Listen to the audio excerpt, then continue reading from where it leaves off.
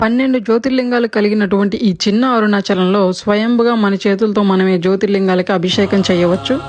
సోమనాథ్ జ్యోతిర్లింగం గుజరాత్ నుంచి తీసుకొచ్చారు. మల్లికేశ్వర జ్యోతిర్లింగం శ్రీశైలం, మహాకాళేశ్వర జ్యోతిర్లింగం ఉజ్జయిని, ఓంకారేశ్వర జ్యోతిర్లింగం మధ్యప్రదేశ్, కేదారేశ్వర జ్యోతిర్లింగం ఉత్తరాఖండ్, భీమాశంకర్ జ్యోతిర్లింగం మహారాష్ట్ర, కాశీ విశ్వనాథ్ జ్యోతిర్లింగం వారణాసి ఉత్తరప్రదేశ్, త్రయంబకేశ్వర జ్యోతిర్లింగం మహారాష్ట్ర, వైద్యనాథ్ జ్యోతిర్లింగం జార్ఖండ్, నాగేశ్వర్ జ్యోతిర్లింగం గుజరాత్, రామేశ్వర్ జ్యోతిర్లింగం తమిళనాడు, జ్ఞానేశ్వర్ జ్యోతిర్లింగం మహారాష్ట్ర నుంచి తీసుకొచ్చి చిన్న అరుణాచలంలో ప్రతిష్ఠించారు.